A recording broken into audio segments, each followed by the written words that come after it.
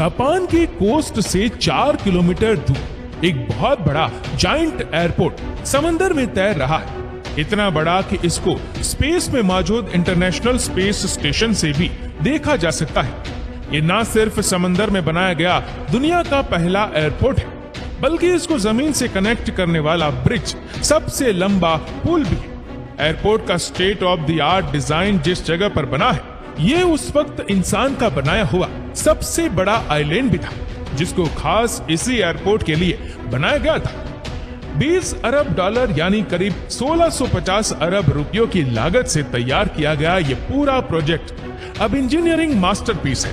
लेकिन कंस्ट्रक्शन के वक्त इसमें ऐसी क्या कमी छोड़ी गई थी, ये दिन ब दिन समंदर में धंसकर डूबता जा रहा है। जापान ने जमीन को छोड़कर समंदर में एयरपोर्ट बनाने का खतरा क्यों मोड़ लिया, और अब इसको डूबने से रोकने के लिए इंजीनियर क्या प्लान कर रहे हैं? दोस्तों, जब बात हो रही हो फ्यूचर टेक्नोलॉजी और हैरान करने वाले स्ट्रक्चर्स की, तो जापान का नाम ना लिया जाए ऐसा भला कैसे मुमकिन है?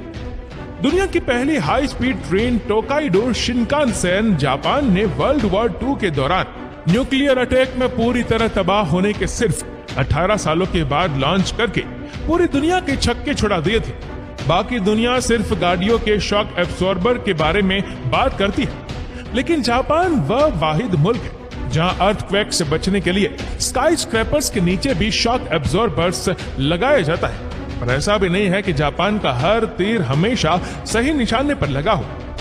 इंजीनियरिंग प्रोजेक्ट फेल भी होते हैं और इनमें गलतियां भी होती हैं, और ऐसी ही कुछ गलतियां जापान के कंसाई इंटरनेशनल एयरपोर्ट को बनाते वक्त हुई थी। जापान के कंसाई रीजन में बना ये एयरपोर्ट वैसे तो ओसाका सिटी, कोबे और क्योटो से बहुत करीब है, जहां ऑलरेडी 3 एयरपोर्ट्स सिर्फ 50 किलोमीटर के रेडियस के अंदर अंदर मौजूद है। जापान की बढ़ती हुई पॉपुलेशन और इकोनॉमिक डिमांड को देखते हुए यहाँ एक और एयरपोर्ट की जरूरत है। ये मसला यह था कि जो एयरपोर्ट्स ऑलरेडी यहाँ मौजूद थे, उनके चारों तरफ आबादी ही आबादी है। उन एयरपोर्ट्स को एक्सटेंड करना पॉसिबल नहीं था, और दूसरी तरफ कंसाई रीजन में जो जमीन खाली पड़ी थी वह फार्मर के इस्तेमाल में थी, जिन्होंने एयरपोर्ट के लिए देने से इनकार कर दिया। जापान के पास अपने एक्सपोर्ट बढ़ाने और इंटरनेशनल टूरिस्ट को अच्छी तरह फैसिलिटेट करने का सिर्फ यही एक ऑप्शन बचा था कि कैसे भी करके ओसाका बे के ऊपर एयरपोर्ट बनाया जाए। ओसाका बे का ये हिस्सा करीब 60 फीट गहरा है, और यहाँ एयरपोर्ट बनाने का मतलब है कि पहले यहाँ आइलैंड बनाया जाएगा। कंसाई इंटरनेशनल एयरपोर्ट की कंस्ट्रक्शन 1987 में स्टार्ट की गई थी। उस वक्त प्रोजेक्ट के लिए सिर्फ $8 बिलियन के खर्चे का एस्टिमेट किया गया था, लेकिन प्रोजेक्ट की कॉम्प्लिकेशंस की वजह से यह रकम 8 बिलियन से 20 बिलियन डॉलर तक जा पहुंची। अगर इसको जमीन पर बनाया जाता तो ये कॉस्ट इससे भी डबल हो जाती थी, क्योंकि फार्मर से जमीन लेने के लिए उनको भारी कंपनसेशन भी देनी पड़ती है। इंजीनियर्स ने कंसाई एयरपोर्ट के लिए 2 आइलैंड्स डिजाइन किए, एक 4 किलोमीटर तो दूसरा 5 किलोमीटर लंबा। ये दोनों आइलैंड्स एक मैसिव सी वॉल के दम पर खड़े होंगे। यहाँ समंदर करीब 60 फीट गहरा है, जिसको भरने के लिए पहाड़ों से 750 मिलियन क्यूबिक फीट मिट्टी खोद कर लाई गई। जापान ने इससे पहले भी कई आइलैंड्स बनाए थे, लेकिन इस केस में कोस्ट से 4 किलोमीटर दूर समंदर के बॉटम पर मौजूद कीचड़ काफी अलग, जिस पर एक सुपर स्ट्रक्चर बनाना खतरे से खाली नहीं था। इंजीनियर ने समंदर के बॉटम पर मौजूद इस कीचड़ के सैंपल लिए। टेस्टिंग और कैलकुलेशन के बाद कुछ एक्सपर्ट्स ने यह अंदाजा लगाया कि यहाँ एयरपोर्ट 19 फीट तक अंदर धंसेगा, जबकि कुछ का कहना था कि ये 25 फीट से भी ज्यादा अंदर धंस सकता है। मजे की बात यह है कि दोनों सूरतों में एयरपोर्ट को अंदर धंसना ही था। खर्चा बचाने के लिए ऑफिसर्स ने आइलैंड और एयरपोर्ट की फाउंडेशन को 19 फीट धंसने के हिसाब से डिजाइन करवाया, और यही उनकी सबसे बड़ी गलती थी। कंस्ट्रक्शन प्रोसेस का सबसे पहला मसला ओशन फ्लोर को सख्त करने का था। 10 lakh drilling pipe ocean floor में डाली गई और उनको वाइब्रेट किया गया। इस वाइब्रेशन की वजह से जो लूज सैंड थी वह कंप्रेस हो गई, जिससे फ्लोर काफी हद तक सख्त हो गया। पाइप्स निकालकर पीछे रह जाने वाले 10 लाख ड्रिलिंग हॉल्स में पानी ऑब्जर्व करने वाली स्पेशल रेत डाली गई थी। दूसरी तरफ 24 किलोमीटर लंबी सी वॉल को बनाने के लिए 48,000 कंक्रीट ब्लॉक्स का इस्तेमाल किया गया।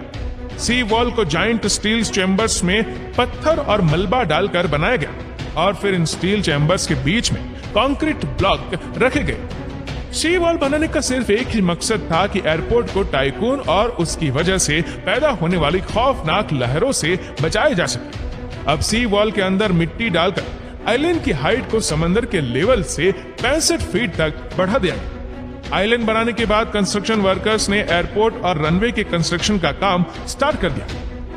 1990 में ओसाका से एयरपोर्ट तक ब्रिज को भी बना दिया गया, जो करीब $1 बिलियन का खर्चा खा गया। कंसाई इंटरनेशनल एयरपोर्ट का अंदर धंसना पहले से तय था, लेकिन इंजीनियर और ऑफिसर्स को एक बहुत बड़ी गलतफहमी थी कि एयरपोर्ट सिर्फ 19 फीट अंदर धंसेगा, जबकि कंस्ट्रक्शन के दौरान ही आइलैंड करीब 34 फीट तक अंदर जा चुका था। आइलैंड जो समंदर से 65 फीट ऊपर उठाया गया था, उसमें से 34 फीट एयरपोर्ट लॉन्च होने से पहले ही कम हो चुके थे। इस गहमा गहमी में इंजीनियर्स ने एस्टिमेट लगाया कि 50 सालों में आइलैंड समंदर से 13 फीट की ऊंचाई पर आकर अच्छी तरह स्टेबल हो जाएगा। 13 फीट की ऊंचाई एयरपोर्ट को सैलाब से बचाने के लिए कम से कम रिक्वायरमेंट है, लेकिन यहाँ पर भी इनका एस्टिमेट गलत साबित हुआ, क्योंकि जो चीज वो 50 सालों के बाद एक्सपेक्ट कर रहे थे वह सिर्फ 10 सालों में ही आ खड़ी हुई।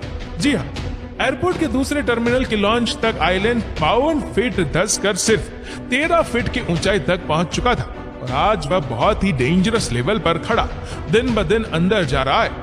अब ये कहा जा रहा है कि 2056 कंसाई इंटरनेशनल एयरपोर्ट 13 फीट धंसकर समंदर के लेवल तक पहुंच जाएगा। इससे बचने के लिए हर दिन एयरपोर्ट की सी वॉल को ऊंचा किया जाता है, जिसमें अभी तक $150 मिलियन खर्च हो चुके हैं। लेकिन कंसाई इंटरनेशनल एयरपोर्ट को बचाने के लिए सिर्फ सी वॉल को ही मजबूत नहीं किया जा रहा। एयरपोर्ट की फाउंडेशन में हाइड्रोलिक जैक्स लगाए गए, जिनको हर दूसरे साल ऊपर किया जाता है। हर 2 सालों के बाद पूरे एयरपोर्ट की फाउंडेशन को करीब 1.5 इंच ऊपर किया जाता है, जिसे डूबने का खतरा कम तो नहीं रहा, लेकिन डीले जरूर हो रहा है। आइलैंड और एयरपोर्ट को बचाने के लिए ये जो भी प्लान किए जा रहे हैं, ये सिर्फ बेफिजूल है। जापान को अच्छी तरह मालूम है कि एयरपोर्ट एक ना एक दिन हाथ से निकल जाएगा।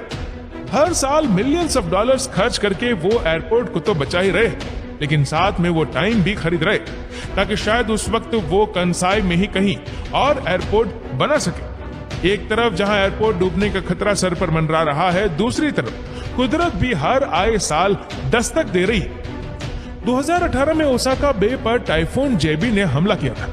ये तूफान इतना बड़ा था, इसने समंदर का लेवल 10 घंटों के लिए बढ़ा दिया और सारा पानी कंसाई एयरपोर्ट में दाखिल हो गया। रनवे पानी से भर गए और एयरपोर्ट पर पार्क हुए जहाजों को भी खासा नुकसान उठाना पड़ा। इस घटना की वजह से एयरपोर्ट के सारे ऑपरेशंस को मजबूरन होल्ड करना पड़ा। कंसाई इंटरनेशनल एयरपोर्ट बेशक ही डूब रहा है, लेकिन जापानीज इसमें अपनी हार नहीं बल्कि अपनी जीत मानते हैं, क्योंकि उन्होंने वो करने की हिम्मत दिखाई है जो आज तक कोई दूसरी नेशन नहीं कर पाई। दोस्तों, इस वीडियो को लेकर आपकी क्या राय है, नीचे कमेंट करके जरूर बताएगा। और अगर आपको वीडियो अच्छा लगा हो तो इस वीडियो को लाइक करेगा, शेयर करेगा ज्यादा से ज्यादा लोगों तक, और ऐसे ही और भी रोचक जानकारियों के लिए सब्सक्राइब करें हमारे यूट्यूब चैनल को और फेसबुक पर फॉलो करें हमारे पेज को। धन्यवाद।